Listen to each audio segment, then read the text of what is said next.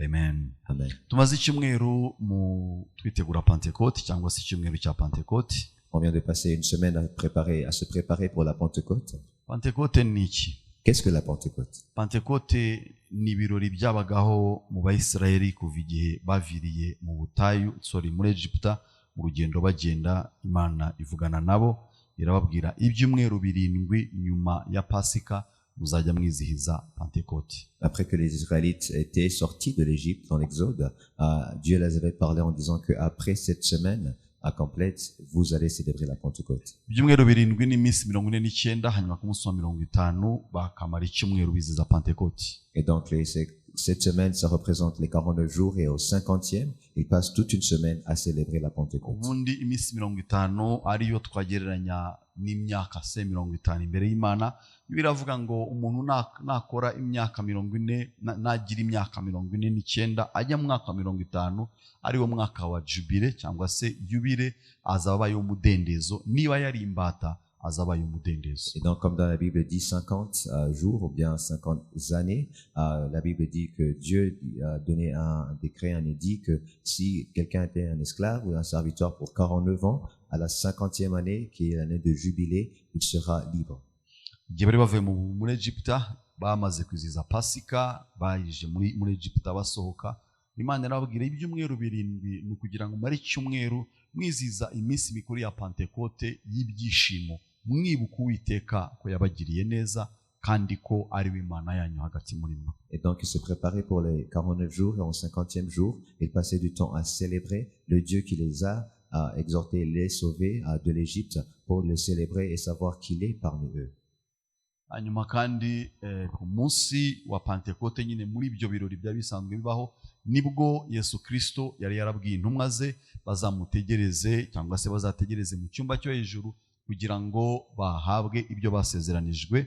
Turaza kubona mu byanditswe byera aribwo bazuzuye umwuka wera wari mu bihe mu cyumweru cya Pentecote. Et de même, on voit cela avec Jésus qui avait donné l'ordre à ses apôtres d'attendre pour 49 jours et au 50e jour qui est le jour de la Pentecôte, c'est là où ils étaient dans la chambre haute en attendant la promesse qui est le Saint-Esprit quand il est descendu et a vécu en eux. Kubera iki Pentecote ari ngombwa kuri twebwe? Pourquoi est-ce que la Pentecôte est importante pour nous? Kubera iki Pentecote ari ngombwa mu buzima bw'Abakristo? Et pourquoi la Pentecôte est importante dans la vie des chrétiens? Kubera iki twayiziza cyangwa twayifata nk'umunsi mukuru w'agaciro? Pourquoi célébrer ce jour?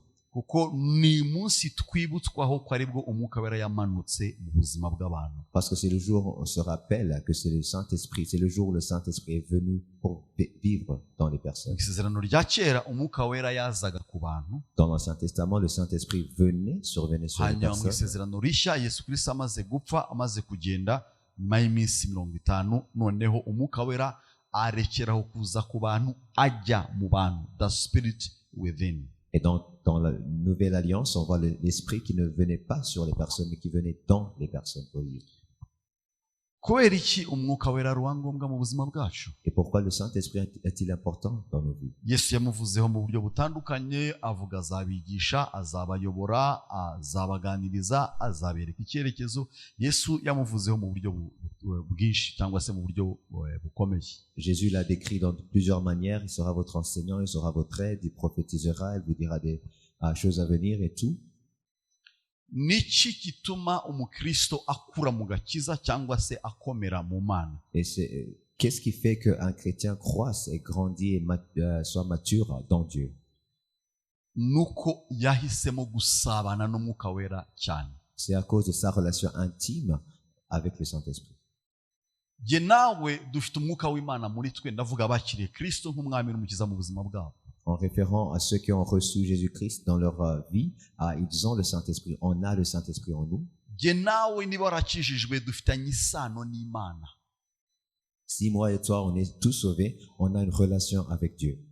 Ariko je nawe dutandukaniye uburyo dusabana n'Imana. Mais ce qui nous sépare ou ce qui nous différencie, c'est notre intimité avec Dieu. Iyo usabana n'Imana cyane, wumva Imana cyane, umenya Imana cyane, hanyuma bikaguha gukura.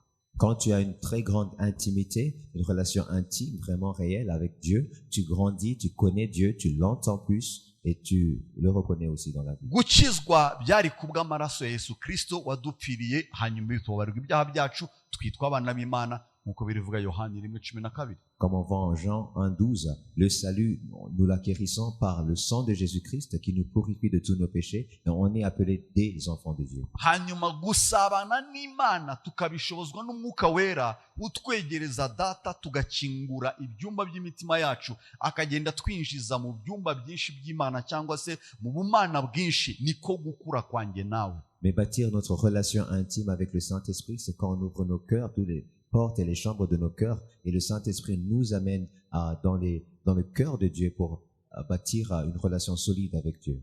Abakristo, reka ntari kuvuga benshi ariko nabwo si bakeya, ubuzima bwabo n'Umwuka Wera ntibuhari. Baramuzi, baramwumva, ariko gusabana nawe ni bikeya cyangwa se ntago bikomeye, bigatuma rero badakura, bigatuma bitwa abakristo ba kamere. Plusieurs chrétiens connaissent du Saint-Esprit, ont entendu du Saint-Esprit, mais n'ont pas cette relation intime, cette relation solide avec lui, et donc ils ne grandissent pas et ne maturent pas dans le Seigneur. Umukristo wa kamere yakiriye Kristo, afitanye isano n'Imana, ariko ibyo akora bihabanye n'uwafitanye nawe isano.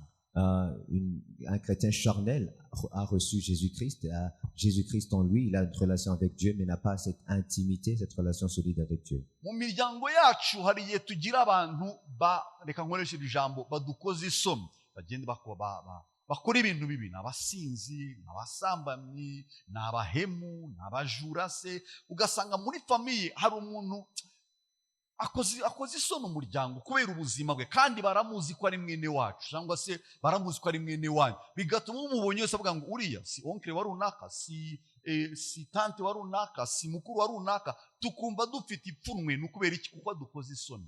Et donc il y a des personnes qui font la risée de la famille. Probablement ils sont des voyous, ils sont des bandits, ils sont dans l'ivresse. Et quand ils voient des personnes qui voient, ils voient, ah non, c'est l'oncle de tel, c'est la tante de tel. Et donc on a cette souillure ou bien on a cette mauvaise réputation à cause de cette personne-là et de ces mauvaises habitudes. Niko n'umukristo wa kamere ameze, n'umwana w'Imana ariko akoze Imana isoni. Et donc c'est comme cela aussi qu'un chrétien charnel est. C'est un enfant de Dieu, mais il est la risée. Il porte la risée sur le nom de Dieu.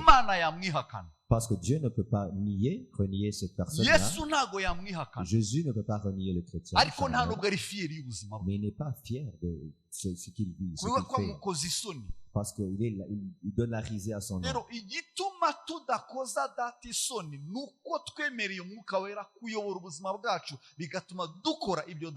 Et donc ce qui peut nous éviter de blasphémer son nom, c'est qu'on a cette intimité avec le Saint-Esprit qui nous donne la puissance de faire ce que Dieu veut. On va voir ensemble quand le Saint-Esprit descend. On voit dans l'Ancien Testament, le Saint-Esprit est venu sur David après avoir le Saint-Esprit se même survenait sur Samson. Et de même sur Saul quand il commençait à prophétiser. Moïse, le Saint-Esprit est venu sur lui et sur d'autres personnes. Izo ni ingero bibiri twereka Umwuka Wera aza ku bantu apana aza mu bantu. Et tout cela sont des exemples. On voit le Saint-Esprit survenant sur les personnes mais pas en eux. Aricho mu cyongereza twita the spirit upon and the spirit within. Aribyo tuvuga ko n'umwuka ku bantu n'umwuka mu bantu. So je nawe dufite privilege ikomeye mu buzima bwacu kuko ntago Umwuka Wera tuzaho ahubwo Umwuka Wera aturimo. Et donc nous on a ce privilège d'avoir l'esprit non sur nous mais en nous. Parce que quand tu reçois Jésus, tu es scellé du signe du Saint-Esprit en toi. Mais il y a aussi une autre étape, un autre stage, un autre niveau où là tu es rempli du Saint-Esprit. Il y a aussi un troisième niveau qui est le débordement du Saint-Esprit. Et ces différents niveaux, c'est cela qui nous sépare et nous différencie. Il y a ceux qui reçoivent le Saint-Esprit. ibyo abo birabagora gukiranuka imbere y'Imana muri iyi si. Et pour eux, c'est vraiment dur de vivre dans la voie juste de Dieu ici ubuzima sur terre. bwabo buragoye, biramugora, ibintu byose ni intambara, biramugora. Agera akibaza niba n'Imana imwumva, akayishidikanya, yibaza niba Imana imukunda, yibaza niba Imana ikiriho, kubera ko ntago afite umwuka, ntago yize kuzura umwuka wera. Umwuka wera murimo ariko arasinziriye. Parce que toute chose dans sa vie, c'est une bataille. Et même doute si Dieu l'entend, si Dieu l'aime, parce qu'il n'a pas été au notre niveau d'être rempli de l'Esprit. Ariko jye nawe twahitamo kurenga kugira umwuka wera muri twe, tukuzura umwuka wera. Amen. Mais on peut être sage et accepter d'aller à l'autre niveau, d'être rempli du Saint-Esprit. Kandi aho naho ntabwo ariho duhera, turongera tukajya kuri etape ya gatatu ariyo twita gusendera umwuka wera, the overflow of the Spirit. Et c'est pas aussi la destination finale d'être rempli, parce qu'on peut toujours déborder de l'Esprit aussi. Ejo nabonye abantu buzuye umwuka wera, nabonye abasendera umwuka wera, gusendera gusinda bijya gusa.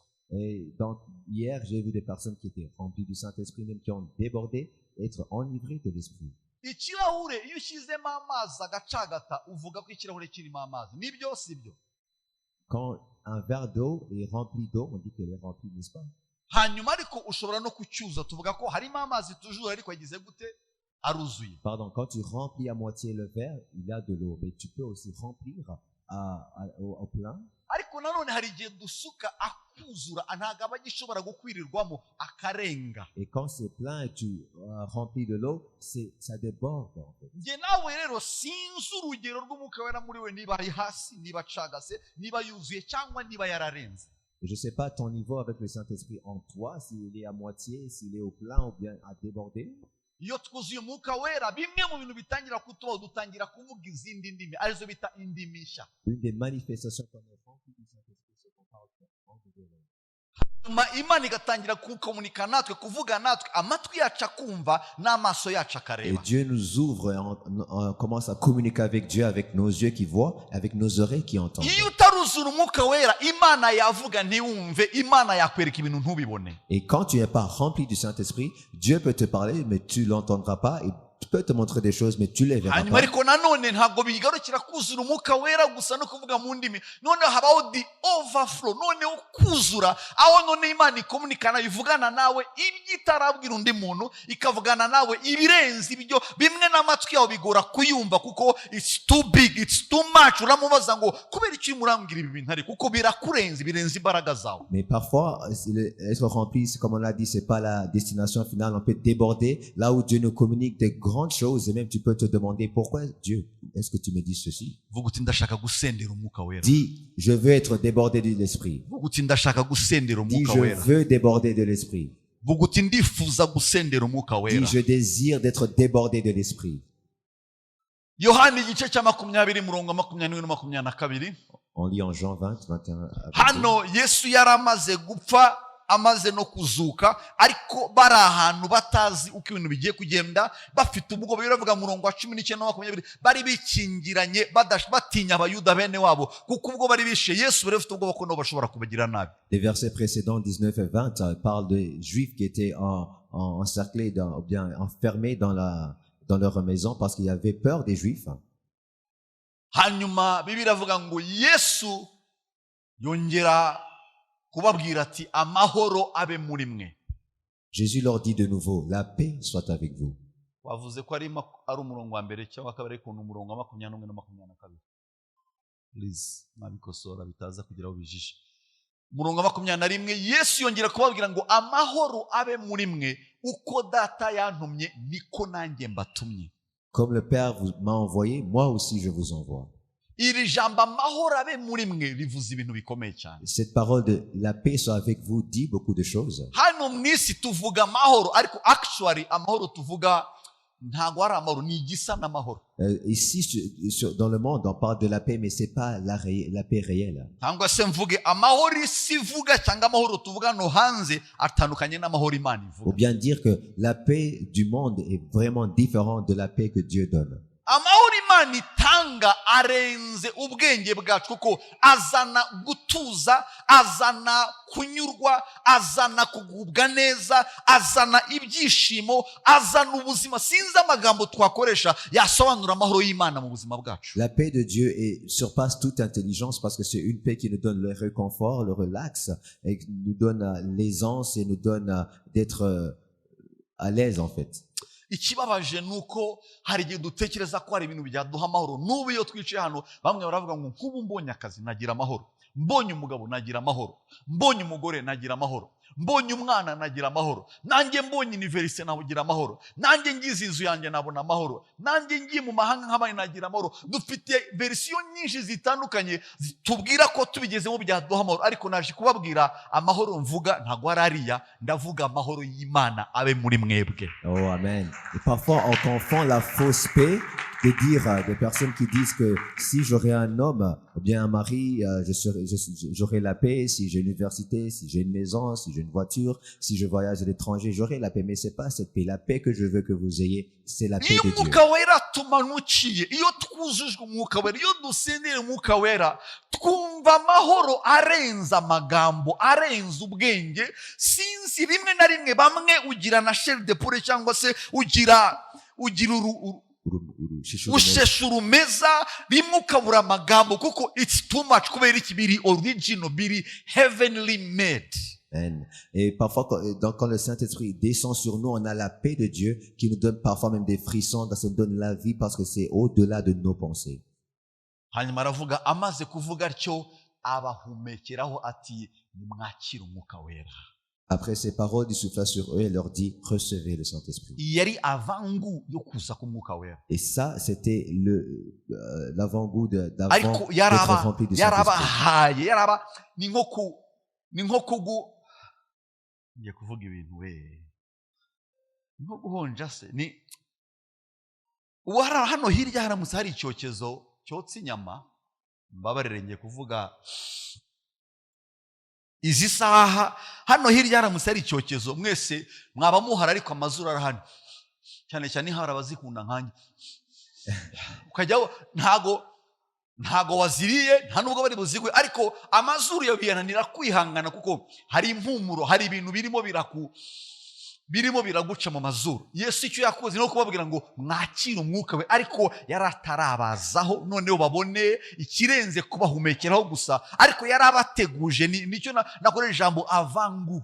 Donc c'est de donner comme l'apéritif, l'avant-goût, de recevoir le Saint-Esprit, mais c'est comme leur dire qu'après il y aura être rempli du Saint-Esprit. Ikibazo nuko bamwe bahazwa na vangu, bamwe bahazwa na appetizer, nicyo kibazo. Et bien parfois il y a des personnes qui sont rassasiées de l'apéritif. Starter abajya bajya mu birori runaka ugasanga mwene data kuko atabimenyereye ahereye kuri start, akubiseho isahani arayujuje imikati, potage, ashyizeho salade, ashyizeho n'imbuto. No by the time yo kujya kurya vrai chakura ibiryo nyabyo yuzuye yahaze, ugasanga haravuga nibi ngibi kurya kumbi byari bihari, ariko gukubera ko ntago yarazi ibi ngibi ni bituma igifu cyitegura. Et donc il y a des personnes qui prennent le plein de l'apéritif, et quand le buffet vient, ils disent est-ce que le buffet était là, mais c'est parce qu'ils ont tout mangé dans l'apéritif déjà. Ibyakozwe n'igice cya mbere umurongo wa 4 wa 5. Acte 1, 4 à 5. Nuko abateraniriza hamwe abategeka kutava Yerusalemu, ati ahubwo murindire ibyo data yasezeranije ari byo nababwiye. Comme il se trouvait avec eux, il leur recommanda de ne pas s'éloigner de Jérusalem, mais d'attendre ce que le Père avait promis, ce que je vous ai annoncé, leur dit-il. Je veux que vous... Yesu Kristo hari ikintu yaragiye gukora. Jésus-Christ allait faire quelque chose. Hari hagiye kubaho shift hagati ya Yesu n'umwuka wera. Il y avait avoir lieu un shift entre Jésus et le Saint-Esprit. Yesu yagombaga kuzamuka. Jésus devrait ascendre. Kugira ngo ahabwe ubwiza bwa data pour être glorifié du Père. ariko kugira ngo n'umwuka wera abashe kuza Mais pour que le Saint-Esprit aussi descende. hagombaga kubaho shift hagati yabo Donc il y aura avoir eu un shift entre les deux. mu butatu bw'Imana, Imana data, Imana mwana ndetse n'umwuka wera. Dans la Sainte Trinité du Père, du Fils et du Saint-Esprit. Isezerano rya kera tubona data yimanifesta mu buzima bw'abantu, On voit dans l'ancienne alliance, pardon, que le Père, c'est celui qui se manifeste ariko parmi la vie ntibivuze ko des hommes. Yesu atari ahari n'umwuka wera atari ahari, Mais Jésus-Christ et le Saint-Esprit étaient présents. bose bari bahari. Ils étaient là.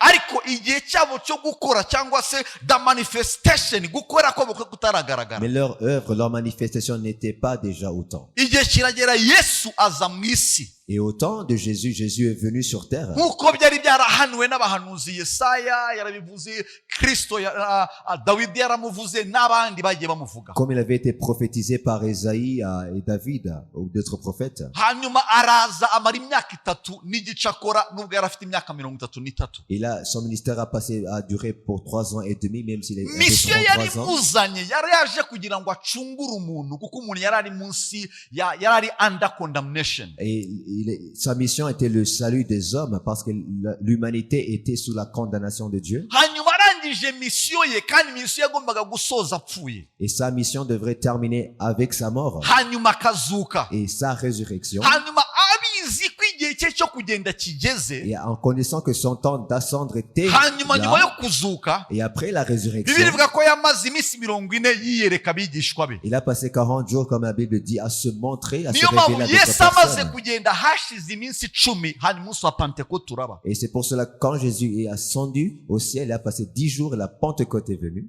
Hanyuma Yesu yarabizi, ariyo bavuga aya magambo, nuko abateraniriza hamwe abategeka kutava i Yerusalemu, ati ahubwo murindire ibyo data yasezeranije, ibyo nababwiye. Et c'est là où Jésus leur dit, il recommanda de ne pas s'éloigner de Jérusalem, mais d'attendre ce que le Père avait promis.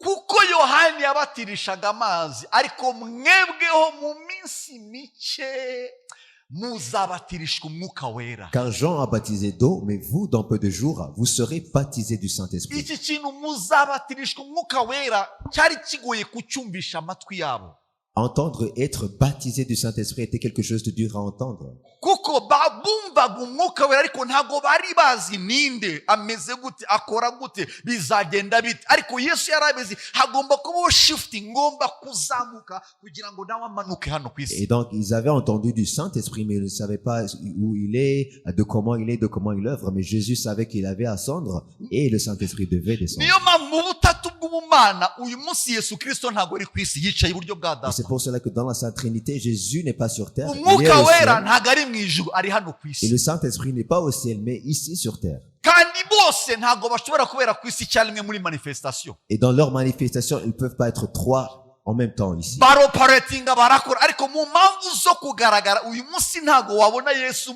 muri Kigali. Ashobora kukuyereka mwiyerekwa mu nzozi mu buryo, ariko ntago ahari ntago ari ku isi uyu munsi. Jésus peut se révéler soi-même dans les rêves, dans les songes, parce qu'il n'est pas sur terre, mais la manifestation de Dieu sur terre, c'est l'Esprit. Uyu munsi hari umwuka wera. Aujourd'hui, il a le So Yesu Saint-Esprit. ababwira amagambo yarabizi ko hagiye kubaho ikintu, hagiye kubaho shift, hagiye kubaho kuzamuka kwanjye, hanyuma mu minsi mike muzabona ibirenze ibyo nababwiye. Amen. Jésus leur a annoncé en fait qu'il allait ascendre pour que le Saint-Esprit va descendre, qui était la Kubera promesse. iki Yesu agomba kugenda hanyuma umwuka wera akaza? Et pourquoi l'ascension de Jésus, elle descend du Saint-Esprit? Nuko Yesu ntago yabera hose icyarimwe. Parce que Jésus peut pas être là en tout.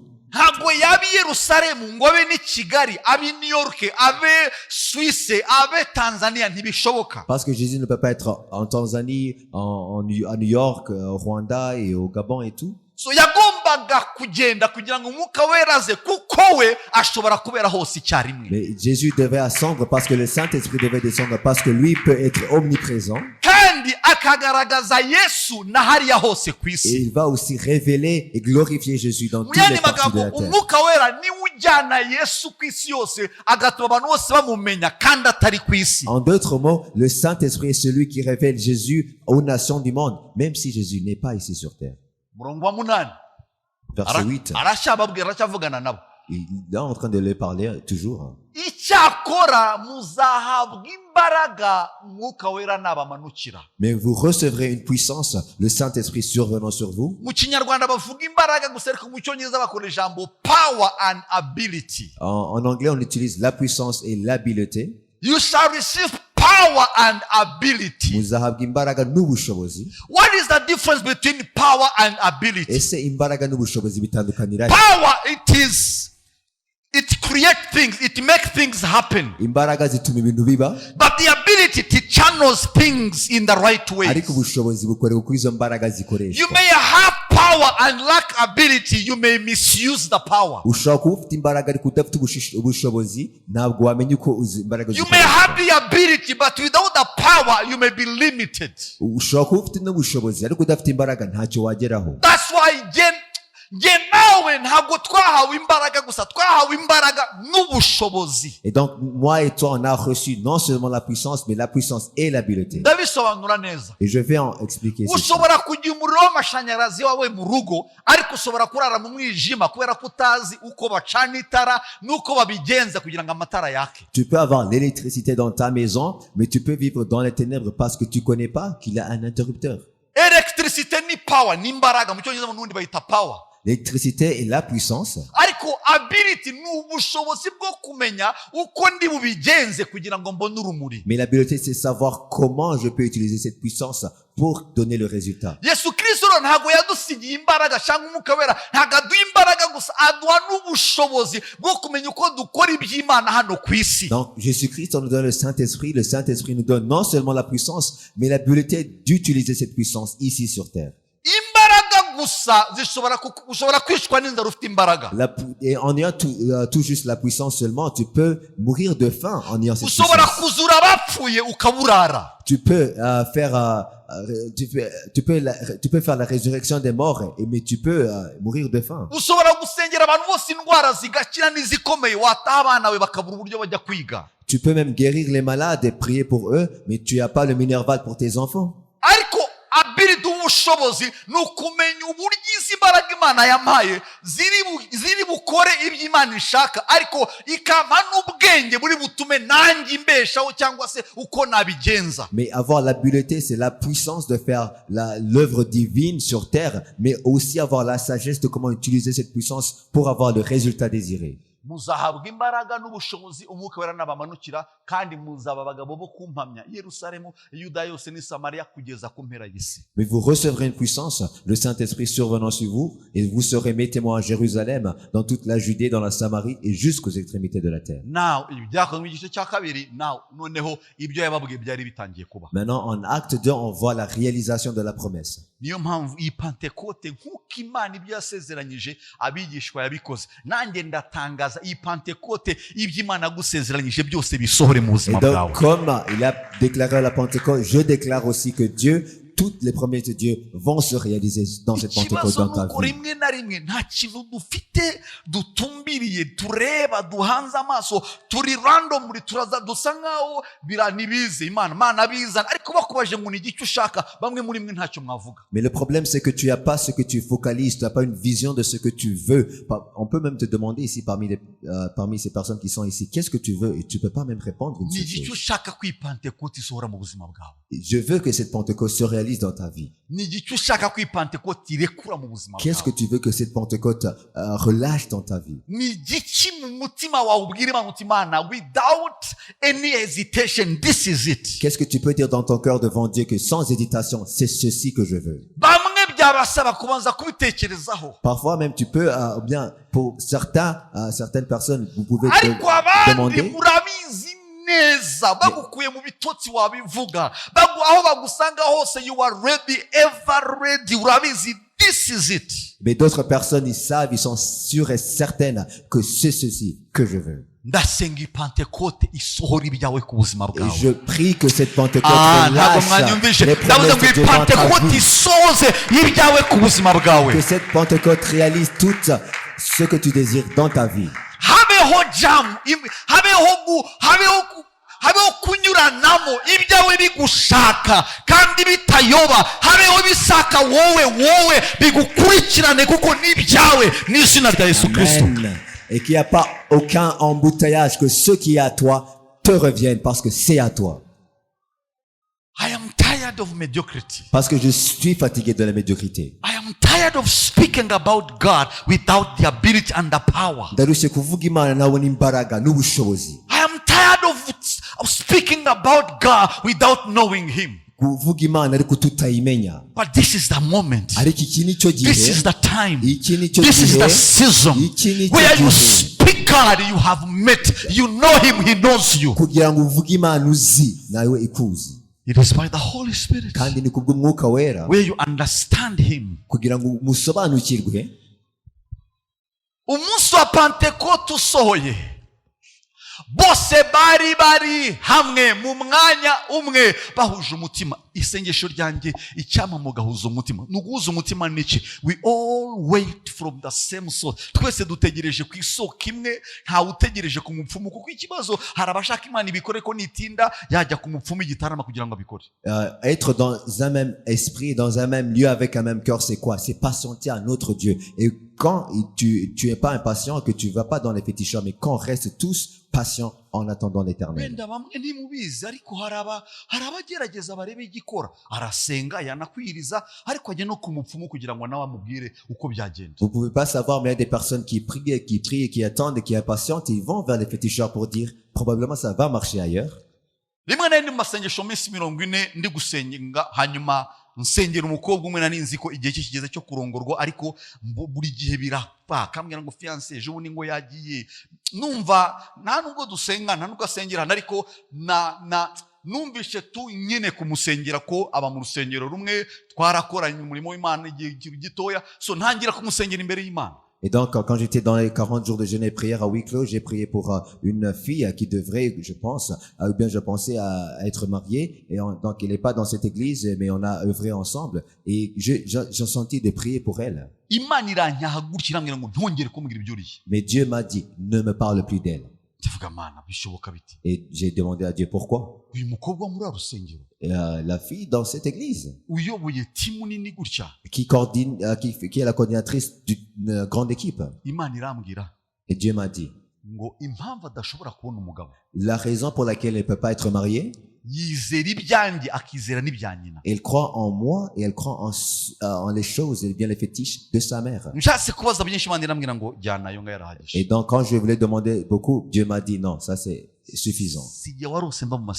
Quand je suis sorti de la prière, je l'ai appelé. Et je lui ai demandé comment. Et il m'a dit, pasteur, c'est que t'es comment la prière? J'ai dit, c'était bon. Mais j'ai dit, dis-moi la vérité. Qu'est-ce que tu fais avec ta maman pour que les hommes fuient de toi? Et il a commencé à pleurer.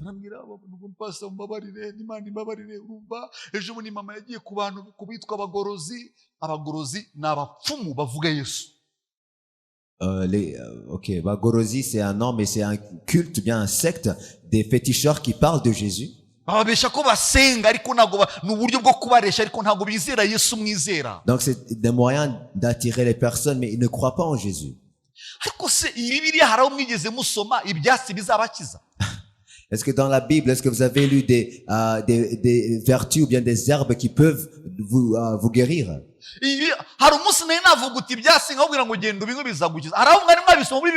que dans la Bible, est-ce que vous avez lu ou bien je vous ai dit d'aller prendre des herbes qui vont vous guérir?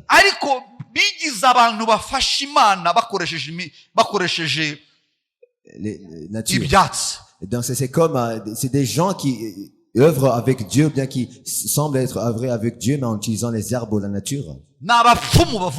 C'est des féticheurs qui parlent de Jésus.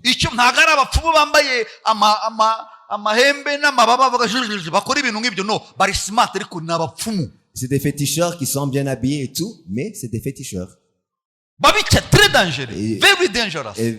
Babichan, très dangereux. Et donc la mère de cette fille avait allé à et donc il avait donné des herbes à mettre dans l'eau avant de se doucher. Et la fille le faisait. nawe ajya avuga ajya asenga. Parce que maman aussi parle du nom de Jésus. Nawe ajya mu materaniro no mu buvumo no mu misozi n'ahandi nawe arasenga. Ils vont dans les cultes, dans les montagnes des prières et tout. ariko nakamenye mama aravanga actually nta nubwo yizera Yesu, yizera iby'abaguruzi kuruta Yesu. Et donc, mais sans savoir que sa mère a plus de foi dans les féticheurs que Jésus. ndamubwira mbwiza ukuri ni ibiki. Et il m'a dit, dis-moi la vérité, c'est quoi? arambwira rwose mushumba ntago nakubeshya, mama yirutse kunzanira ibyatsi ambwira ko yabihawe n'abantu basenga, arambwira ngo nzajye byoga buri uko ngiye koga nzajye mbyoga. Et donc, il m'a dit, ma maman m'a amené sa mère a amené des herbes que je dois mettre dans l'eau avant de me doucher. Je le fais. ntago ari icyo gusa mushumba. Et donc, c'est cela. Et c'est pas seulement cela. yambwiye ngo umuhe n'amavuta yanjye, amavuta yanjye arayajyana arayanga, arambwira ngo nzajye nyisiga, hari bayasenge ariko hari ibyo bashyizemo. Il a pris ma pommade du corps et là, elle est priée avec et elle m'a ramené la pommade pour que je commence à la mettre, à l'appliquer sur mon corps. abasore rwose bakamwigira kandi bakijijwe. Et il y a même des hommes sauvés ou bien des garçons sauvés qui venaient vers elle. kumubwira iby'urukundo ntiyamenyaga umusore aho agiye kubera iki. ibi bintu bya nyina byahitaga bimwirukana bimujyana kure. Mais en commençant à parler, même si elle attirait les hommes, commençait à parler de l'amour, les hommes étaient rejetés parce que c'est ces choses qui étaient sur son corps. namubwira number 1 urabanza wihane. La première chose que je lui ai dit, tu dois te repentir. uragenda ubwire mama kutazongera n'umunsi umwe gukoresha ibyatsi bigiye n'amavuta yaguhaye. Et tu vas dire à ta maman que tu vas pas utiliser les herbes qu'elle te donne. number 3 uragenda ubibwire umushumba wawe ibyo wakoraga, namara kumbwira ko wabimubwiye nibwo nza kugusengera. Et après que tu confesses aussi à ton pasteur et qu'il me dit que tu as confessé, c'est là où je vais prier pour toi. urumva nyine yaraguye muri koma, yaraguye mu bibazo, kuko abantu bakunda barangiza ibibazo hagati yabo n'Imana, ariko ibireba n'abantu ntibarimo. ariko icyo ni ryo kosa, kuko rimwe na rimwe hakeneye kujyamo ikiganza cy'abantu kugira ngo wige isomo. Et parfois, il y a des personnes qui veulent résoudre leurs problèmes juste à huis clos avec eux et Dieu. Mais parfois, tu dois aussi invoquer d'autres personnes pour que tu apprends une leçon. arwana nabyo arirya, ariko abona nta maherezo, aragenda arabikora. Et donc, il ne voulait pas le faire premièrement, mais après avoir vu avec le temps, au fil du temps, il l'a fait. aragaruka ndamusengera. uyu munsi n'umugore afite n'umwana. Amen. Et il est revenu, on a prié ensemble. Et aujourd'hui, elle est une mère avec 2 enfants. abantu rero bumva Imana idahagije. Et parfois, il y a des personnes qui pensent que Dieu n'est pas suffisant. kuko ntifatika, Parce qu'il n'est pas tangible. ntigaragara, Il n'est pas visible. ariko umupfumu aragaragara, Mais le féticheur est. aguha n'ibintu bifatika Il te donne même des choses tangibles. byo gushyira mu masogisi, De mettre dans les chaussettes, ibyo gushyira ku musego, dans ton oreiller, ibyo kuvugiraho, ou bien que tu pries sur, ibyo kubyinira imbere. ou bien que tu danses en ibyo tournant. kandi abantu barabikunda, Et les gens aiment cela. Et baranabyizera. ils ont foi en cela. ugasanga umugabo ufite doktora akajya ikibungo gushaka umukecuru utazi atabizi. umukecuru akamubwira ngo mu gitondo buri uko ubyutse uzajya uvuga ngo guverinoma, kandi guverinoma avuga nta nubwo azi icyo ari cyo, ariko akizera ko agomba kubona umwanya mu nteko ishinga amategeko cyangwa akaba minisitiri, akabyizera. Et il y a un grand homme avec un doctorat, avec une bonne éducation, mais qui va à une vieille à Kibungo qui lui dit, chaque matin, tu dois tourner en dansant en disant, gouvernement, gouvernement, gouvernement. hari abantu nzi ko ndabizi ko ntemera, ndabivuga gutera, ndabizi ko nzirana nabo bazirana nanjye. Il y a des personnes que je sais que tu me connais et ils me connaissent. turaziranye. Donc on se connaît. niyo duhuye n'amazi n'umuriro. Donc c'est comme si c'est de l'eau et du feu quand on se bamwe tujya duhurira mu rencontre. mabiro akomeye muri asanseri, ariko barabizi neza, bavuga umwanzi wacu wowe, nanjye navuga nawe uri umwanzi wanjye. ntitubivuga gutya, ariko tubiziranyeho, dushobora no gusuhuzanya, ariko urabizi ko nzi ko nanjye uzi ko nzi ko. On peut même se rencontrer dans l'ascenseur ou bien dans la ville, mais on se connaît, on sait que c'est mon ennemi et je suis son ennemi. kubera ikibuba ibyabo barabizi, babirimo wese, kandi nanjye ibyacu mbirimo wese. therefore ni umuriro n'amazi. Parce qu'ils sont consacrés à leurs choses et moi je suis consacré à Dieu. Et donc pour cela on se connaît très bien. C'est comme l'eau et le feu. umunsi umwe ninjira muri kenkayori y'umwe muri abo ngabo. Un jour je suis entré dans la quincaillerie des féticheurs. Et directement j'ai senti que non, je peux pas acheter quelque chose ici. Je suis sorti.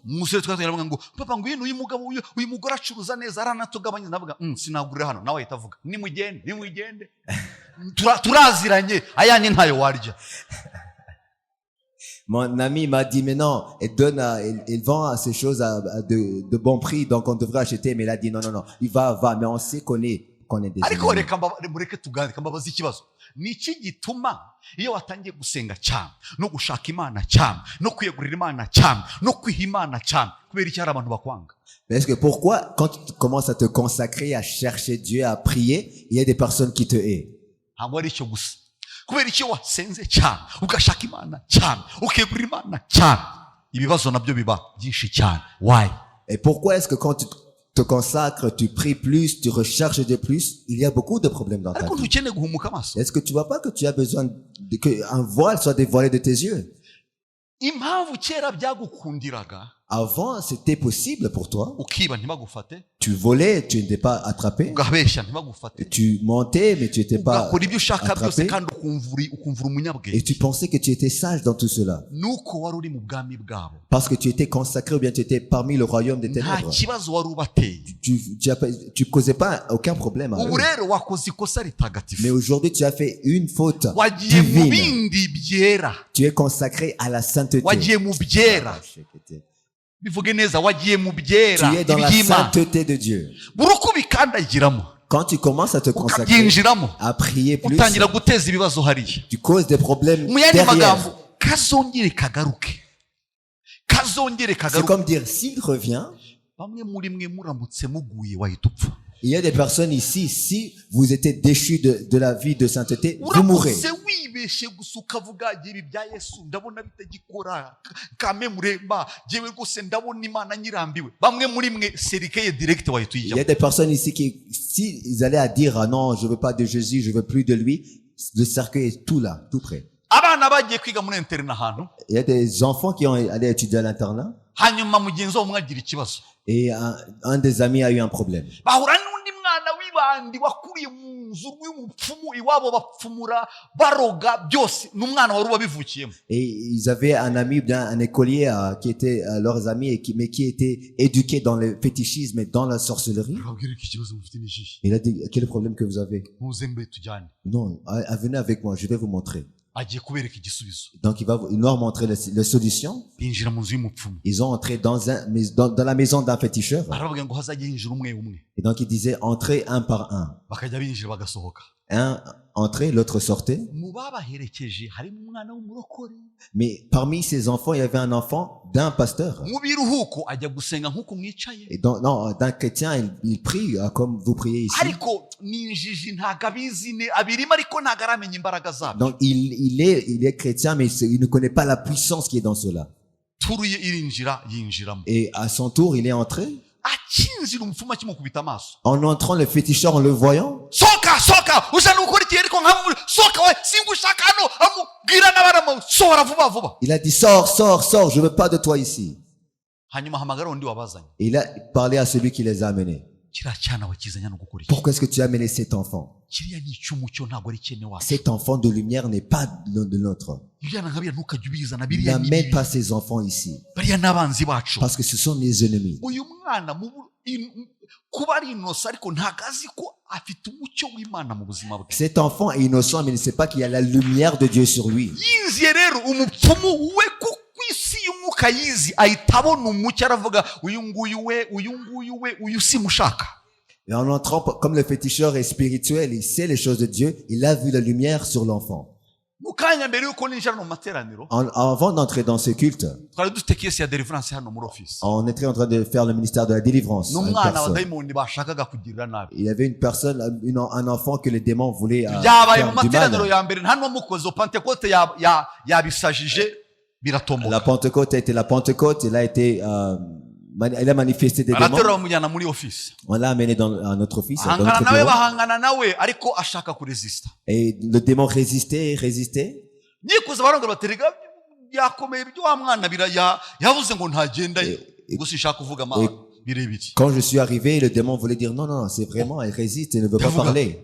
kare rwose ntabwo mwatubwiye biracyameze gutyo. Et donc, tout ce temps-là, vous ne nous avez pas dit ce qui s'est passé. ndinjira Et je suis entré, napfuye gufungura urugi gutya gusa, et en ouvrant la porte, avuze induru, dore wa mugabo araje, simushaka, sinshaka kureba wa mugabo we waretse wagiye. niki kihabaye? nuko arabizi ko nzi ko turaziranye. Donc le démon a commencé à dire non, voilà, l'homme vient, pourquoi est-ce qu'il vient, pourquoi est-ce qu'il est venu? Mais c'est parce que nuko ndi pasteur et c'est pas parce que je suis pasteur, ariko nuko nameshe kamwe. parce que je suis consacré Uyu mugabo totalement à Dieu. mushaka, uyu mugabo Yesu mushaka nkuko umuntu ahiga ibindi. Parce que quand tu recherches Jésus, tu dois sacrifier les autres choses. Rero kuko nta muvangira ara umwanzi aranzi nanjye ndamuzi. Et donc comme je suis consacré totalement à Dieu, je connais l'ennemi et l'ennemi me connaît. Iyi Pentecote gusigusha umeshe kamwe. Que cette Pentecôte te laisse consacrer totalement et pleinement à Dieu.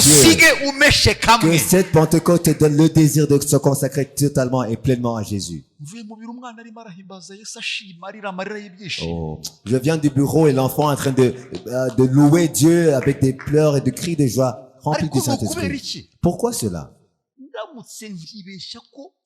Umva niyo nabikinisha nkivugira gusa ngo ariko ibintu bya Yesu niyo nakwibesha nkabikora icyambaho n'Imana yonyine ikiziyana. Si à ce moment-là, si je dis ah non, les choses de Jésus c'est pas réel, c'est pas vrai, ce qui arrivera à moi, je peux même parler. Niyo mpamvu umwana w'umupfumi yakijijwe nimushaka mu mukuri wabo mumujyana ahantu mu cyumba nibishaka mari w'amezi 6 kugira ngo mutabare kuko nasubira bo banamuhitana. Et quand un enfant des féticheurs, bien des sorciers, est sauvé, amenez-le à part, enlevez-lui de sa maison, de sa famille, parce que s'il le voit, c'est chaos, c'est mort. Birwanywa bigira gute nuko wahinduye umwami wahinduye imikorere burukutera intambwe ushaka umwami burukutera intambwe wegera umwami burukutera intambwe wuzura umwuka wera burukutera intambwe usembera umwuka wera ni kugenda ubatera umujinya bakwanga rero bagashaka uburyo bafata ibyawe kugira ngo bagufirisire barebe ko wabivamo ariko igisubizo nawe ukomeza cyane nawe ubinjira cyane nawe ushira imbaraga cyane nawe ujya kure kugeza ubwo batakaza network y'ubuzima bwawe.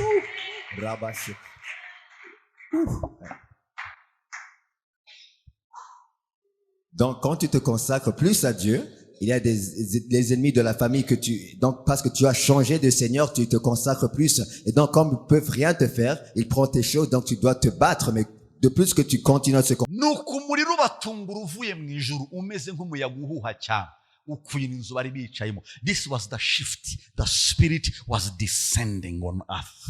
Et tout à coup, il vient du ciel un bruit comme celui d'un vent impétueux et remplit toute la maison où ils étaient assis. Là, le Saint-Esprit descend. Il descendait. Il descendait pour vivre dans les personnes.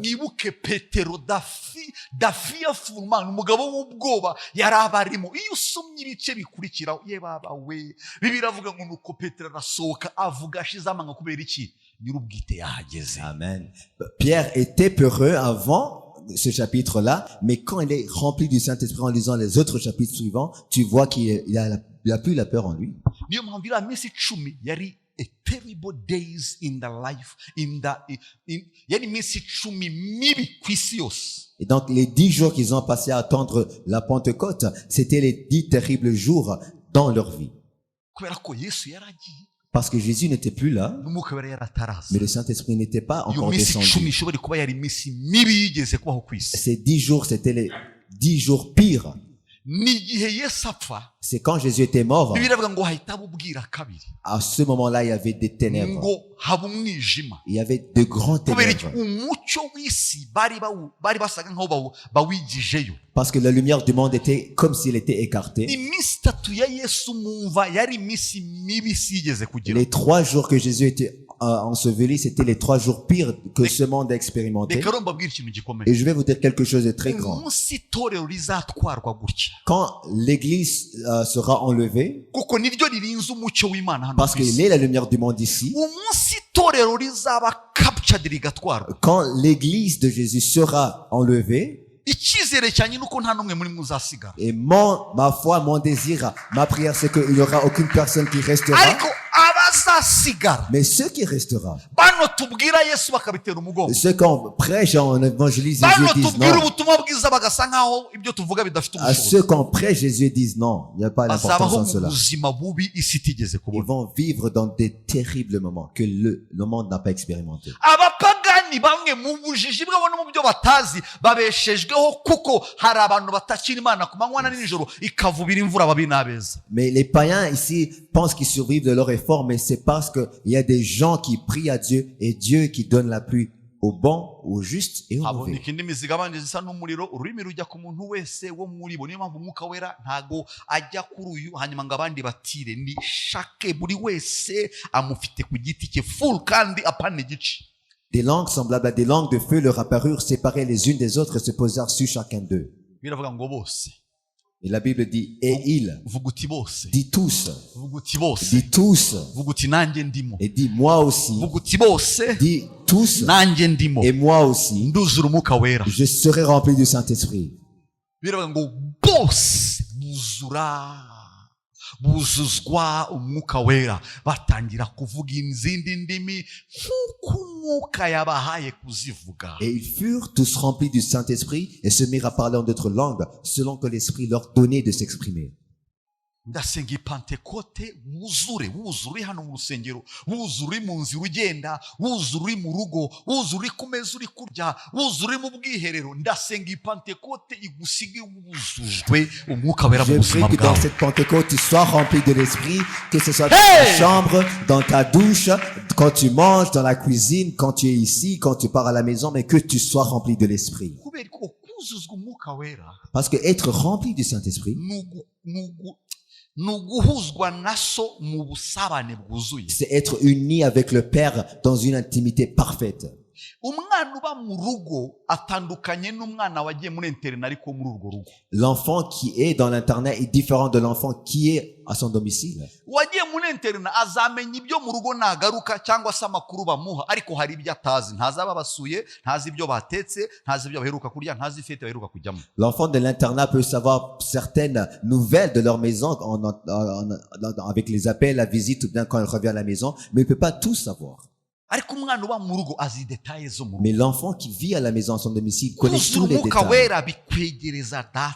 Amen. Donc être rempli du Saint-Esprit, ça te connecte à Dieu. Nta kikweshapa mu byo data Et yavuze. ce que Dieu dit, tout entend tout. Kubera ko uramwegereye. Parce que tu y es connecté à Niko lui. kazi Umwuka Wera akora. Et c'est cela ce que l'Esprit fait. Atwegereza data. Il nous connecte près Kandi de Dieu. adukingura inzira kugira ngo twumve ibyo data avuga. Et il ferait un chemin pour qu'on entende ce que le Père dit. Hanyuma akaduha n'imbaraga zo gushyira mu bikorwa ibyo data Et il dusabye. nous donne aussi la puissance de faire la volonté de Dieu. Impamvu kirwana n'icyaha, La raison pour laquelle tu es dans le péché, impamvu byakunaniye kurekura muhungu, ou bien que tu veux pas relâcher ces garçons, impamvu byakunaniye kurekura mukobwa, ou bien cette fille-là, impamvu kikinisha ugakora n'ibindi bisa nk'ibyo, la raison pour laquelle tu te masturbes toujours, impamvu kireba filime z'urukozasoni n'ibindi bisa ou bien tu nk'ibyo, regardes les films pornographiques, ni uko ukiyobora. c'est parce que tu te diriges Kandi nagira ngo toujours. nkumenyeshe, Et je vais te dire, uzarinda ubigwamo kuko ntago wabyishoboza. tu seras toujours là parce que tu peux pas le faire de ton Umunsi propre effort. wamwemereye ngo ndakwemereye, Le jour où tu accepteras ukamushaka, et tu le recherches ukamukingura et umutima, tu ouvres ton cœur, azaguha imbaraga, il va te donner la puissance, azagushoboza. il va te donner Uzasigara l'habileté wibaza ibi bintu nabikoraga gute, Et tu vas- ni gute nashoboye kugwa mu bintu nk'ibi. et tu vas te demander pourquoi est-ce que j'étais dans cela dans la première place. Ntimukigirire icyizere. Ne mets pas confiance en ta chair. Ikibazo nuko ndi kuvuga ijambo ritandukanye, kwigirira icyizere no kutigirira icyizere. Et je parle de faire confiance en toi et de ne pas faire confiance en toi. Dufite imvuga hano iwacu mu Rwanda ivuga ngo wigirire icyizere.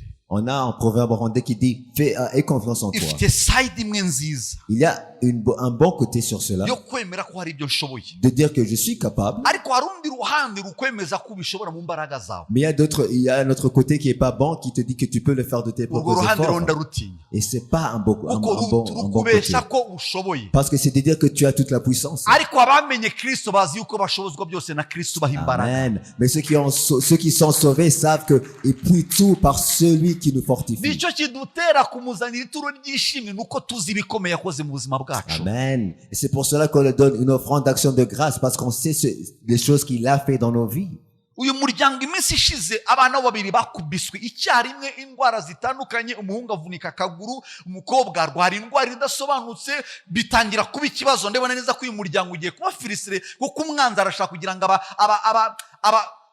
ase nk'ubakubise basa nk'abibaza ibibaye. Ndavuga no, ibi ntibishoboka. Ndavuga muze hano, papa genda ufate iminsi 3 na madamu, mutarya mutanywa, mufata ikintu ku mugoroba, nk'uko dusanzwe tubikora cyangwa se munywa gusa nyuma y'iminsi 3 muzazi kuko iki kibazo gitinze cyabatera ikibazo gikomeye. Et donc, il y avait un problème dans la famille et leurs 2 enfants ont eu des problèmes, des maladies, mais qui étaient vraiment insensés. Et je leur dis, vous devez prendre 3 jours de jeûne et prière, sans boire et sans manger, mais vous pouvez prendre quelque chose. Et après, on va prier parce que si on prie pas et on résout pas ce problème, ça va être un grand problème. Barabinyemera barabikora. Mais ils ont accepté et ils ont fait. Hanyuma baraza. Et après, ils sont Wakane venus. nyuma y'amateraniro. Et au 4e jour après le culte, Twinjira mu biro byanjye. on est allé dans mon bureau. Noneho mbaza amakuru neza. Je leur demandais quelles sont les nouvelles. Ndi kubabaza amakuru. On leur demandait les nouvelles. Umwuka waranyingorera iki. Le Saint-Esprit m'a dit, Arambwira uyu mukobwa wabo imfura yabo Lisa urahari. Yesu haguruka. leur fille qui est l'aînée, Lisa, Uriya mukobwa ari mu wa gatandatu primaire agiye gukora ikizami cyo wa gatandatu elle primaire. est dans dans le 6e primaire, il va faire l'examen national. None kuko ikizami cyegere atangiye kukibona hari imbere umwanzi atangiye gukubita kugira ngo iki kizami atagikora. Et donc, parce que l'examen est tout proche, l'ennemi veut attaquer pour qu'elle ne fait pas l'examen. Yicarira. Ariko umwana ararengana. Mais Lisa est innocente dans tout cela. Papa we igihe kigeze ngo ajye gukora ikizami cyo wa gatandatu primaire yarakubititse mu buzima bwe atazibagirwa. Son père, avant de faire aussi l'examen, il a été attaqué de tous côtés. Mama same thing. Et c'est de même cas avec la maman. Turi kuganira umukara yarambwira ngo erega umwana arengana intandaro ni papa na mama. Et le Saint-Esprit m'a dit non, la fille innocente, c'est entre le maman et le papa. Myani magambo naka gift barimo baratanga. Et donc, en d'autres mots, c'est l'héritage qu'il donne. Ndamubaza Sam nyibutsa ujya gukora ikizami cyo wa gatandatu kashize imyaka myinshi ujya gukora ikizami cyo wa gatandatu byaremeze biti arambwira ati ariko uziko ati ndabyibutse uziko antangira ko story y'ibyamubayeho ageze mu mwaka wa gatandatu w'amashuri abanza. Et donc, j'ai demandé à Deacon Sam, c'était comment quand tu faisais l'examen? Il m'a dit, ah, c'est vrai, je me rappelle que j'ai subi tout ceci et tout cela. Mbaza mama we bite. Et j'ai demandé à la maman aussi comment c'était pour toi. Arambwira ati nanjye ntabwo byari byoroshye ibintu byarahindutse gutya biba bibi cyane ku buryo nagikoze mbese ndi kuri pressure kugira ngo mbone ndangiza ntabwo byari bimeze neza. Et moi, du cas même, j'étais pas en bonne santé, donc j'ai le fait avec une très grande pression sur moi. Avuga aha icyo gihe rero iyo umukobwa gushura icyo ngicyo uhita wumva ikibazo kiba kirangiye neza done. Et quand le Saint-Esprit te révèle, c'est comme si le grand problème devient un petit problème. Nukuvuga ngo ndica gitera aho kwica ikibimu. Et donc je vais déraciner au lieu de ndicikira ndabanza nice ikibimutera mbone kwica gitera. Kuko ni ntici kibimutera gishobora kuzafata undi. Baravuga mu Kinyarwanda ngo bavuga ngo ikimuze ngaho kwica gitera wagira gutera wakica kibimutera. Iyo mvugo harabayizira. Donc il y a un problème. Uriya mwana habaye uburwayi ariko ubu burwayi ntago ari uburwayi gusa hari attachment izanye uburwayi ariko the purpose impamvu nyamukuru ni kugira ngo adakora ikizami cyangwa se agikore nabi kubera iki haraho bituruka hari kibitera. Et donc il y a un problème, un proverbe rwandais qui dit qu'il faut déraciner le problème et pas seulement résoudre le problème. Fine, okay, abana mupfukame. Et donc j'ai dit de les agenouiller. On a prié ensemble. Avec toute la famille, j'ai prié pour eux. Et à ce moment-là, toutes les maladies sont disparues. Gone. Disparues. Amen. Et donc Lisa, tu vas faire l'examen, tu réussiras avec une sainte réussite. Parce que tu n'as pas juste résolu le problème. Mais vous voyez comment le monde spirituel opère. Et donc c'est pour cela que quand un parent ne résout pas un problème, il donne l'héritage à ses enfants.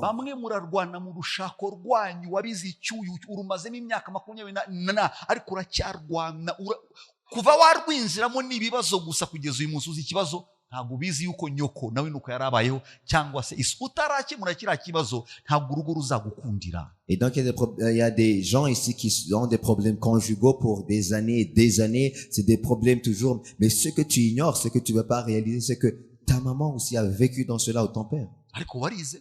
mais tu es éduqué, wize nawe arusha aya mama wawe, tu as même une très grande éducation plus que ta mère, ufite ubushobozi, tu as des moyens financiers, ufite n'igiceri, et tu as les moyens financiers. ariko ntago wibaza impamvu ibintu bitagukundira. Mais pourquoi est-ce que tu ne te demandes pas pourquoi il y a toujours des problèmes? Kugeza ubwo muzasobanukirwa ko ibibazo bimwe na bimwe duhura nabyo ntago bikemurwa na means zisanzwe, bikemurwa n'imbaraga zidasanzwe zikubita imbaraga zisanzwe zikazihindura ibintu bikadukundira. Amen. Donc c'est jusqu'au temps où vous allez réaliser qu'il y a des problèmes qu'on rencontre et qu'on ne peut pas résoudre avec l'argent, mais avec la prière, en priant que la puissance surnaturelle change les problèmes naturels. Nyamara iyo umuntu ahindukiriye umwami iyo nyegamo ikurwaho.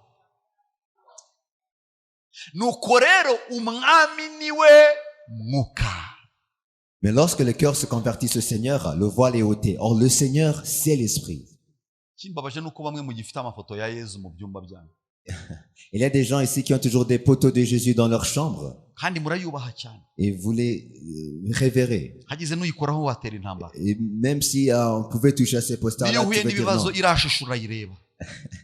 Quand tu as des problèmes, tu regardes ce poster-là. Nuko ikibazo umwami wawe ari ku mafoto ntabwo ari umwuka. Et le problème, c'est que ton Seigneur, c'est un poster, mais c'est pas Ninde l'Esprit. wabaroze ko Yesu bigeze bamufotora? Qui vous a dit que Jésus a été photographié? Ninde wabaroze ko irashusho ari ya Yesu Qui Kristo? vous a dit que ce poster-là, c'est Jésus? Iriya ni imagination y'abantu. C'est une imagination personnelle, Ariko bamwe humaine. n'ubu murimo muratera intambara mu mitima yanyu. Ariko nawe urakabije, none se shusho itwaye iki? Iragitwaye kubera bavuga ngo umwami ni ikira. Umwami ni iki? Ntabwo bavuze ko umwami ari ifoto. Et donc, c'est pas une exagération en disant ceci, parce que la Bible me dit que le Seigneur, c'est l'Esprit, pas une photo. Uje ugasanga mu cyumba bayikuyeho wateza intambara ya shikaramu kubera ko batwaye ifoto yawe. Si on venait à enlever ce poster de ta chambre, ce serait la 3e guerre mondiale.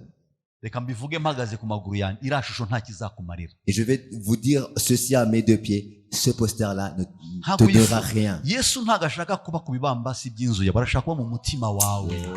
Oh, parce que Jésus ne veut pas être sur les parois de ta chambre, mais dans les parois de ton cœur. Abagatolika konvinka barimo baravuga dararatanye, niyo mpamvu nkunanga abarokore, dore nicyo gituma ntazajya mu barokore, dore batangiye kuvuga, nanjye reka mbisubiremo, iriya shusho nta kikumariye. Il y a des catholiques ici qui commencent à dire, voilà, les protestants, ils commencent à nous juger, nanana, et voilà, mais non, ce poster-là ne te hari donnera rien. ababahemukira bakababwira nta kibazo, mu gihe utarabyumva neza uyifite reka genda birangize, genda uyitwike.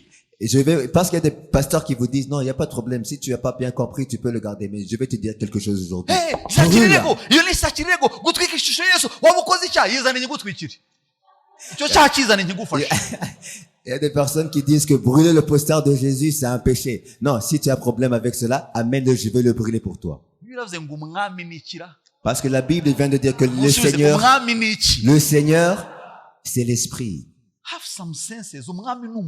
Sois sensé et sache que le Seigneur est l'Esprit.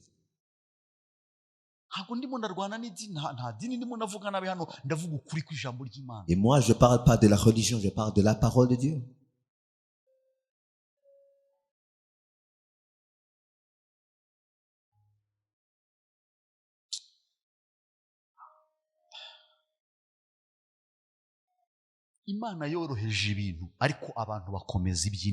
Dieu a fait les choses plus faciles, a rendu les choses faciles, mais les gens veulent compliquer cela.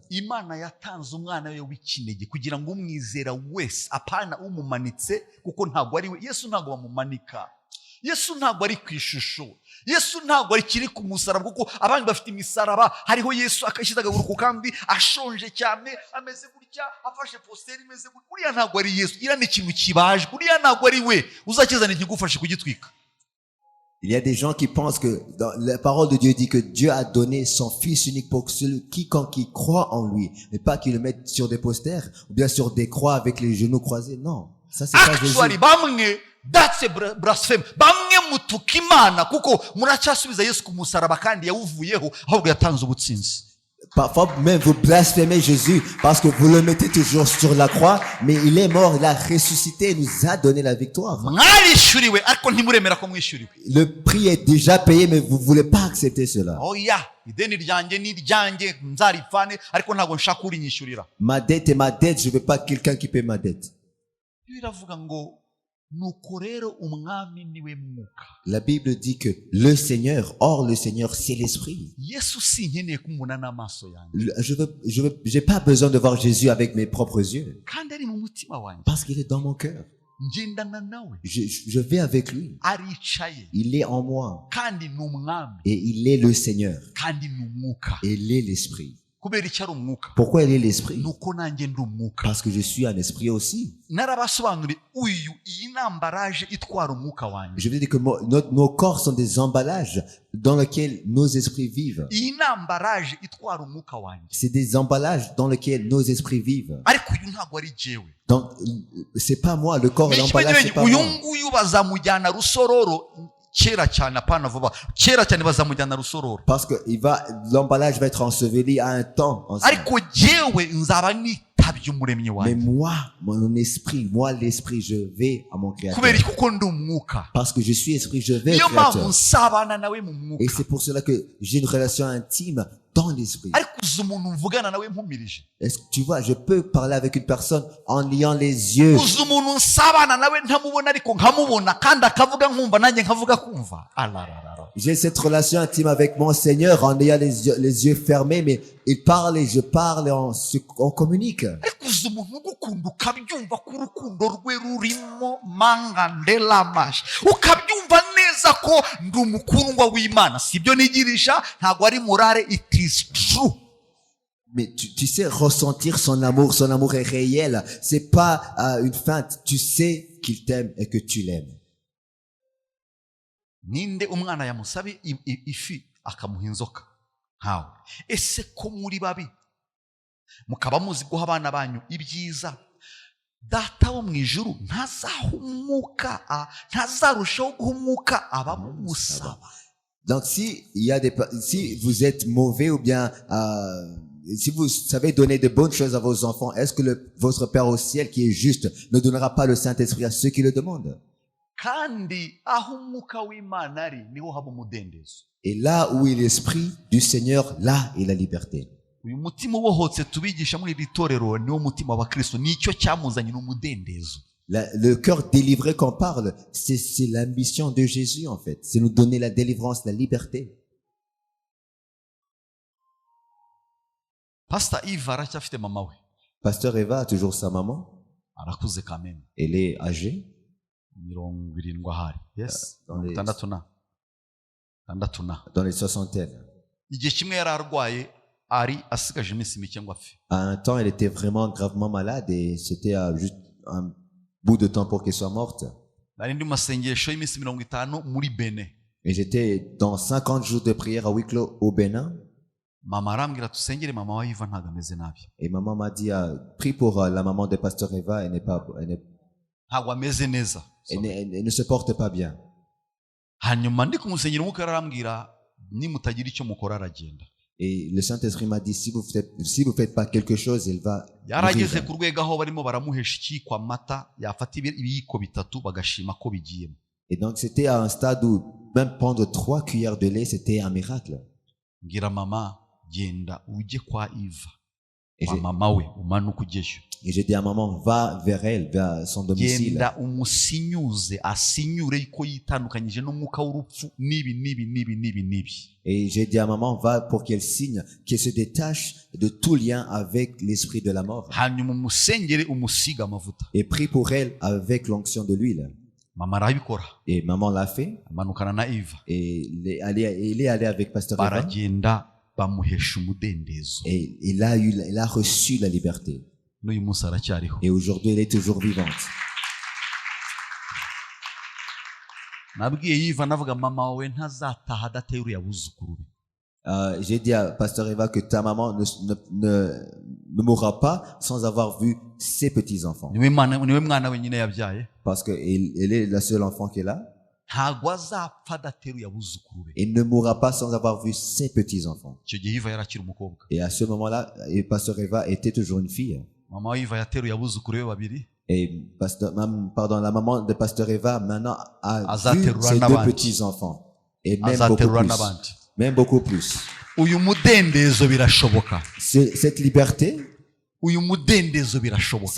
est possible. Birashoboka ko wabaho mu mudendezo. C'est possible que tu peux vivre dans la liberté. Ariko hari uruhare ugomba kugira rwo kubishaka, kubisaba no kubyegera. Mais tu dois désirer, soupirer et consacrer à rechercher cela, à demander cela. Umwuka rero ni utuma ugira iyo nzara yo kwegera Imana, yo gushaka Imana, nawe ukemera ukagira ubwo bushake. Et c'est l'esprit qui met ce vouloir en toi et son pouvoir pour que tu le veux et que tu le demandes. Ariko twebwe twese ubwo tureba ubwiza bw'umwami, ubwiza baburebesha yahe maso mumfashira? Nayahe maso? Nayangaya cyangwa nayatagaragara? Ariko si ubwo bwiza mwabuhakana? Est-ce que vous pouvez renier la beauté et la gloire de Dieu, même si on le regarde avec les yeux du cœur? Même, ok, si on peut, aujourd'hui tu peux rien dire, mais hier, c'était pas visible. Tubureba nko mu ndererwamo mu maso hacu hadatwikiriye, duhindurirwa gusa nawe, tugahabwa ubwiza buruta ubundi kuba bwiza nk'ubw'umwami w'iki mwuka. Nous tous qui le visage découvert, contemplant comme dans un miroir la gloire du Seigneur, nous sommes transformés en la même image de gloire en gloire comme le parle le Seigneur. Ariko nahe amavuta umaze iminsi wisiga, ariko mu by'ukuri nawe uvugishije ukuri ayo wisiga ntago babyizera, ariko hari ubwiza bwarenze imbere bukagera hanze. Il y a parfois même il y a des personnes qui peuvent te demander c'est quelle pommade tu te mets dans ces jours-là, mais non, c'est juste la beauté, la gloire qui est à l'intérieur qui est manifestée à l'extérieur. Est-ce que comment est-ce qu'une personne peut jeûner et elle est guérie de l'estomac?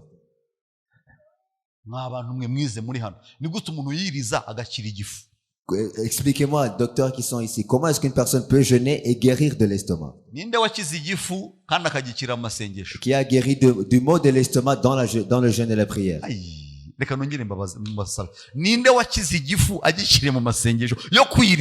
vous redemande la même question.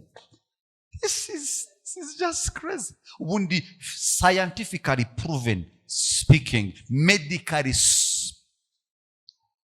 proved or spoken, tested and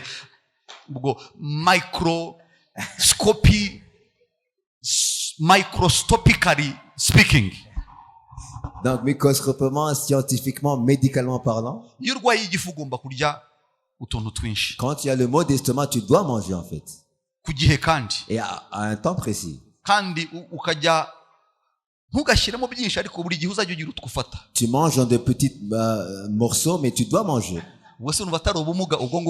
Ça, c'est l'infirmerie.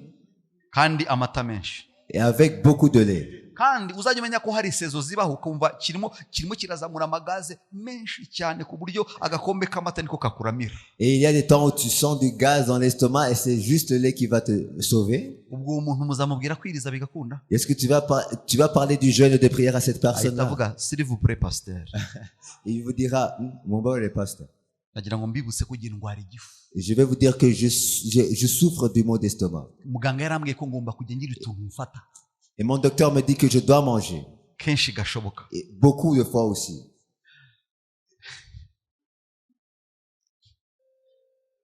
Hanyuma ibya muganga wabikasemo umurongo ukora ibya pasteur birangije biragukorera.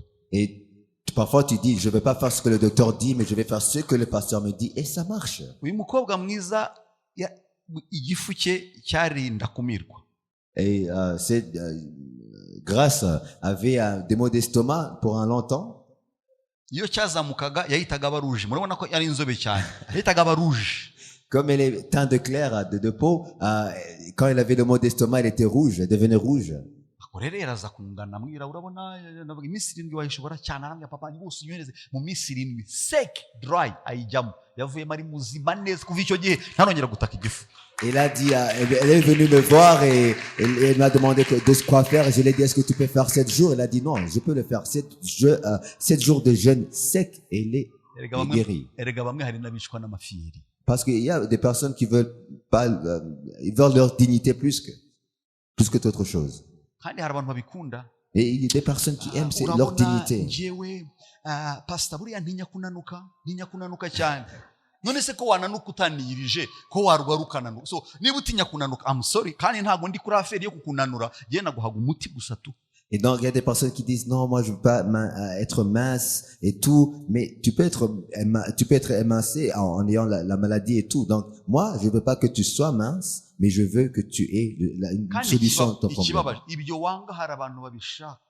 Et il y a même des personnes qui veulent mincir, mais qui peuvent pas arriver à cela avec tout leur cœur.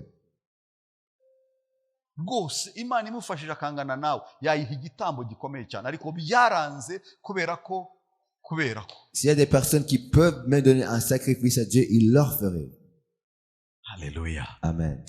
Cyanditswe rero reka nkive ariko byananiye ngo duhindurirwa gusa nawe tugahabwa ubwiza buruta ubundi kuba bwiza, ariko ubwiza buruta ubundi kuba bwiza who can help, ninde wadufasha? Ubwiza buruta ubundi kuba bwiza n'ubundi. C'est quoi de gloire en gloire? C'est quoi cette gloire? De gloire en gloire. C'est une gloire, c'est une beauté, c'est une gloire qu'on ne peut pas expliquer. Et cette gloire-là est à l'intérieur. Mais à un temps, ça se manifeste même à l'extérieur. Et que Dieu révèle sa gloire en toi dans cette Pentecôte.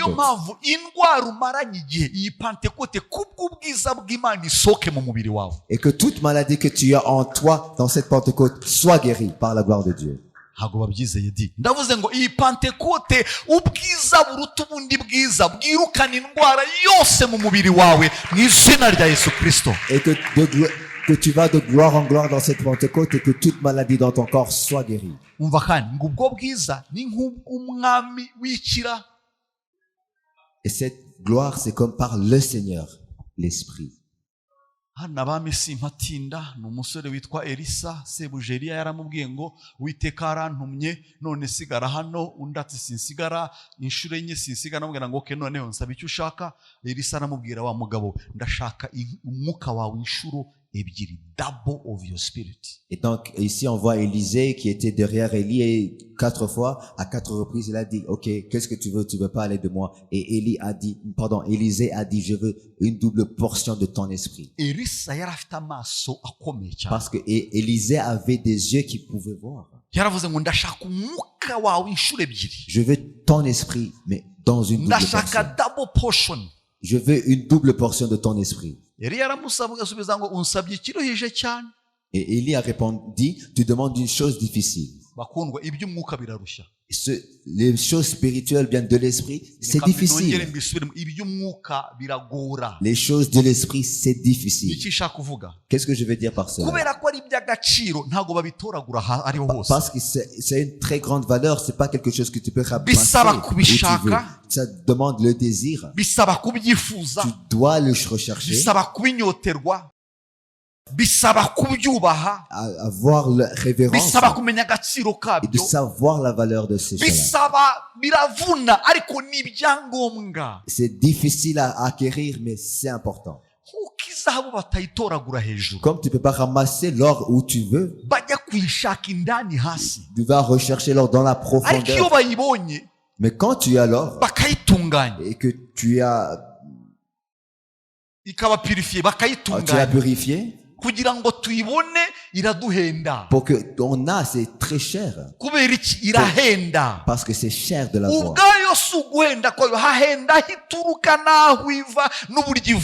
Donc l'or est cher parce que ça vient de loin, ça vient de la profondeur.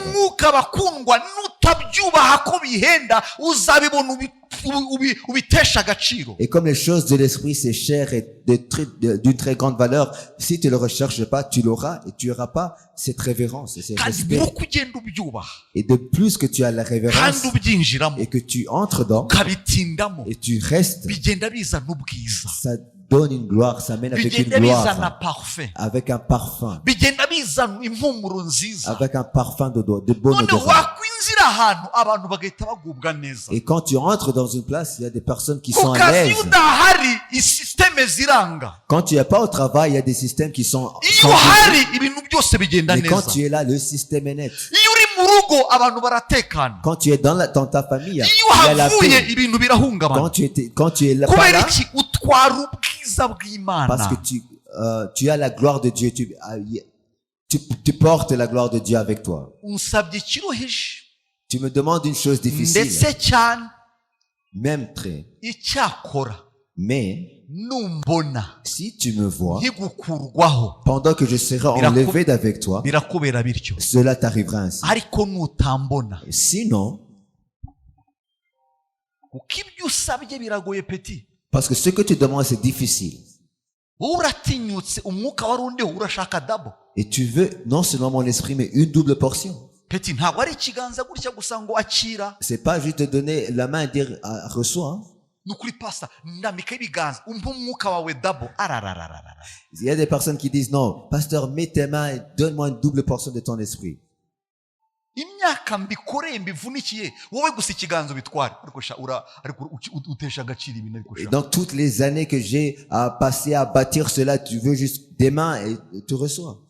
rimwe na rimwe bivunikira Tu dois te battre kubera iki nibyo kubahwa parce que c'est d'une très grande valeur. mvuge mutemene Dites amen. mvuge mutemene Dites amen. simbivuge cyangwa simbivuge amazina yacu ntaramenyekana cyane Nos noms ne sont pas très connus, nubwo atari byo tunyotewe même si c'est pas ce que nous voulons. ariko iyo mvuga kumenyekana ni ukuvuga winjira bakamenya ngo uriya ni ntuzi uriya ni wa wundi Donc c'est à être à un stade où il y a des gens qui disent c'est lui, c'est lui. kuko hari abazi kubyishakira Parce qu'il y a des personnes qui savent rechercher cela, la ariko hari popularité. n'ab'imana ibyihera Mais il y a des personnes que Dieu leur donne la popularité. ibyo nibyo nshaka rero C'est cela que je veux. ibyo rero Quand tu as cela de Dieu, usigara ufite rukuruzi tu as des aimants, ukurura abafite ibibazo bose kugira ngo babone ibisubizo tu attires tous ceux qui ont des problèmes pour qu'ils soient résolus. ntangiriye umurimo imana yambwiye ijambo riramvuna ariko ndaryemera ariko riramvuna Quand j'ai commencé ce ministère, Dieu m'a dit une parole qui était vraiment difficile à... imana yarambwiye ngo nzakuzanira abajura indaya abanywera urumogi abasuma ibyihebe nzabakuzanira kugira ngo batunganye babe bazima Et donc Dieu m'a dit, je vais amener des voleurs, des prostituées, ceux qui ont fait la drogue, donc toute personne, des bandits, des voyous, pour que tu les perfectionnes, pour que tu les transformes. of course ntabwo mvuga wowe ndavuga abandi Et je dis pas toi, mais je parle des autres personnes. wowe ntabwo urimo rwose nivugiraga nk'abatoni n'abandi ariko wowe apana Je parlais de Tony et tout, mais pas toi. ariko narabibonye Mais j'ai vu cela. nabonye abantu bamvuna nkumva nkabaza imana ariko mana tubwizanyije ukuri uyu nguyu ugiye naramubyaye ikambwira ndashaka uko the way it pains me I want it to pain you. Et Dieu m'a dit, à un temps, les personnes étaient vraiment dures avec moi. Je disais, est-ce que Dieu, j'ai vraiment donné naissance à cette personne? Mais Dieu m'a dit, de comment je souffre pour cette personne, je veux que tu souffres aussi. munyemerero ikibazo ngiye kubaza Et donc, acceptez que je vais demander cette question. kandi niba ndi umuntu w'Imana mumbwiza ukuri Et si je suis un homme de Dieu, dites-moi la vérité. ni bande bari hano banyweye urumogi Qui sont ici qui ont bu la drogue, la chanvre, qui ont fumé le chanvre? kandi nari nzi ko ari benshi hari igihande cy'abantu bera wowe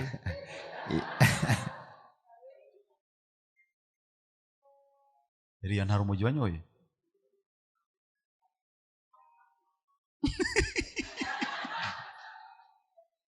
we yanyweye esansi na peteroli ibyo biri ku rwego rwo hasi cyane ibyo biraciriritse ariko ni nko kwereka imana impamvu uyu mugabo yaramvunnye uyu nguyu. Élie a vraiment pris un long temps à moi. Il a été dur. uyu munsi asigaye yambara agashati k'umweru Aujourd'hui, il porte une chemise blanche n'agapantaro k'umukara avec un tissu noir. do neza jeune premier ahagaze neza uyu mugabo yaramvunnye uyu nguyu. Il m'a été vraiment dur pour arriver à ce stade. Muri délivrance Satani yarambwiye ngo niyiziye, ntago natumye, niyiziye. Dans sa délivrance, Satan m'a dit, c'est moi-même qui est venu. Arambwira uyu muhungu uramuzi wo. Il m'a dit, est-ce que tu connais ce garçon? Uzi kumva Satani ari bararega umuntu avuga ibyo yamukoresheje nubwo yari yarabimbwiye uyu namukoresheje gutya nari mufitemo uyu nabiri gikore uyu mufitemo imigambi ariko pastor wamundekeye uziko namwe wamundekeye akubakira urusengero gutyo Satani gutyo. Et Satan m'a dit, est-ce que tu peux pas laisser ce garçon, me laisser ce garçon, et je vais te bâtir le temple.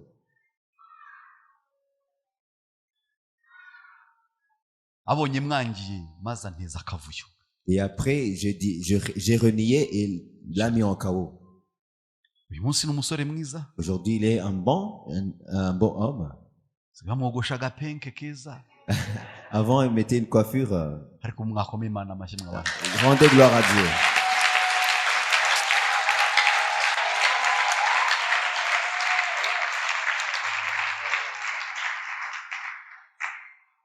God is real. Dieu est réel. Amen.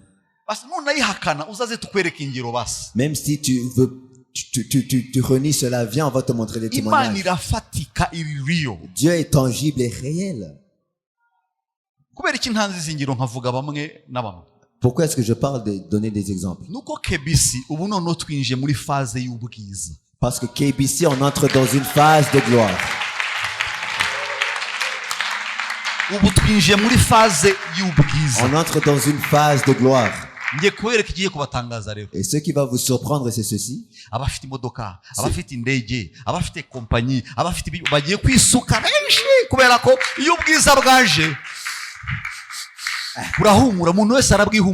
Amen. Et donc, parce qu'on aura la gloire de Dieu avec nous, il y aura des gens avec des jets privés, avec des voitures, avec tout. Ils vont venir ici. Le temps des bandits et des voyous est fini, terminé. Donc c'est la phase de gloire. Et donc nos noms seront connus. Et il y a des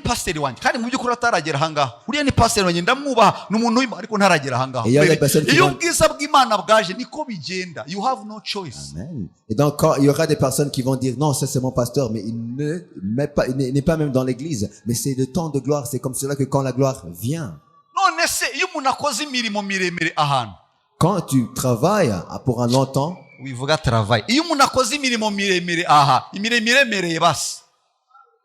oh, quand quelqu'un fait les grands besoins et tu le fais quelque part qui est pas dans la toilette et tu pars, où viennent les mouches? D'où proviennent les mouches? Pour toi c'est puant, mais pour les mouches c'est un bon odorat. Parce que tu connais pas même les sources de cela. Parce que pour eux c'est un bon odeur, une bonne odeur.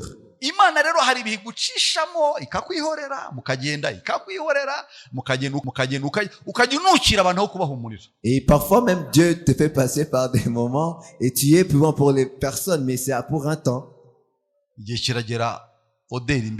Et à un temps, la puanterie part. Et la bonne odeur vient.